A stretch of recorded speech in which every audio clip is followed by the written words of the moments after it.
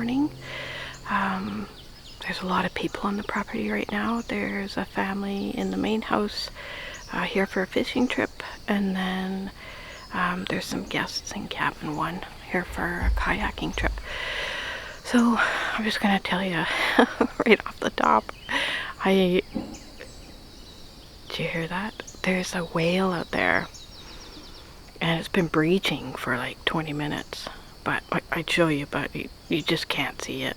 Here, I'll take a quick video with my cell phone. There's like clouds out there, and it's breaching right where the clouds are. But yeah. So it's been a really busy week, just doing basic stuff outside, mowing the lawn, just making sure the guests are doing okay. So just basic stuff. But we had kind of an exciting thing happen 2 days ago. Peach and I, it was in the morning, and we went outside, took our walk as usual, and we were just going around the side of the cabin when she just started growling, like started barking, and her hackles went up. So I thought, okay, wolf or bear. So I always listen to her. I never just keep walking, like if she barks.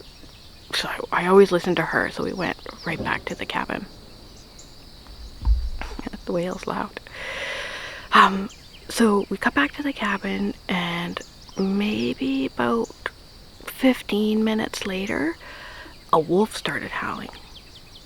This wolf howled and howled and howled, and I had the cabin window open, and Peach joined in. So she howled, and then he howled, and then she howled. So I ended up recording the howls out on the porch, which I'll just show you right now.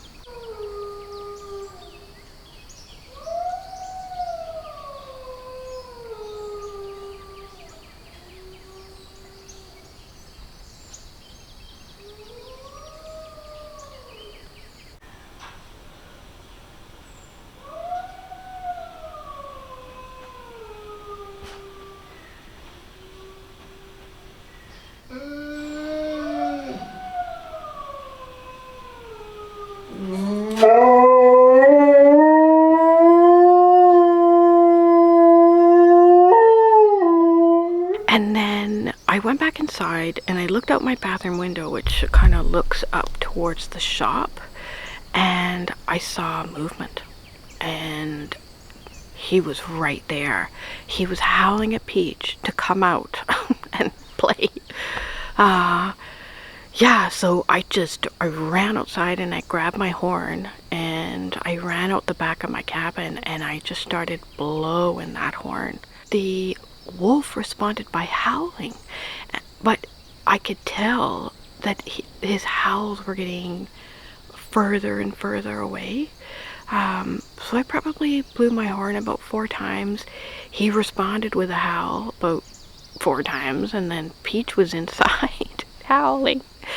But I told her to shush because the window opened, so she heard me tell her to shush, and she quieted down instantly. Anyway, so I just ended up standing out there probably for about 15 minutes, just waiting and waiting and waiting. But it stopped howling after the 4th time, and it definitely left the property, so it took off. But yeah, I wish we could see him, but he's in the fog over there. We just can't see him. Anyway, so yeah, I just want them to stop coming around. That's just way too close for comfort. So, and I'm really glad I listened to her and went inside. So yeah, so we haven't heard him since. It's been 2 days, so we haven't heard him again since, so that's good. I don't know if an air horn hurts their ears, or, maybe scares them away permanently. I wish. I doubt it, but anyways, they're just getting way too close for comfort. today, because I haven't done any footage, I thought, first of all, I would just answer. I hope you're not getting sick of me answering questions, but I just don't not want to put out a video because it's more like, you know, an update, just so everyone knows like Peach and I are still alive or doing okay. I thought what I would do is just answer a couple of questions I got last week. Judy Trocano asks, I enjoy your videos. Splitting wood seems to be a big part of your job. Is wood the primary source of heat for the buildings, with propane perhaps secondary? Do you get out on your boat often? Thanks for the tahini making segment. More, please. You're gonna get more today. Wood is the primary heat source for the entire property. The main house does have electric baseboards, but those only go on when the generator goes on. So when the solar's on, of course, all the time, but yeah, the baseboards don't run without the generator on. But there's a couple of them, and they don't really, in the wintertime especially, they don't warm up the house, but we do keep them on and run the generator in the wintertime, just to give that added little bit of extra heat. The cabin 1 and cabin 2 are 100% heated by wood. Do I go out on my boat often? Not recently. So I've had a few questions about my boat in the comments, and so my boat definitely, it needs some work. I've been looking for a diver to come out and dive the boat just to clean the bottom and get the zincs changed, but I've had a bit of a problem finding one who's willing to come out here, but I'll keep trying. So that boat's not going anywhere until the bottom is taken care of and the zincs are changed. I stopped going out on my boat mostly because Buttercup was old and, you know, getting a bit ill in her old age, so I just honestly didn't want to go without her. So, but yeah, I miss my boat, and I've ordered a new canvas for my my sail cover. Yeah, and I've ordered a bunch of stuff for my boat, so I'm just getting it back into tip-top shape. So yeah, I do miss my boat, and the answer to that is no, I haven't gone out on my boat in quite a while. The next question is by ASMR Kiddo. Are the wolves living on the island, or do they swim from island to island in the summer? This is the first summer that we've heard wolves, that we've seen signs of wolf.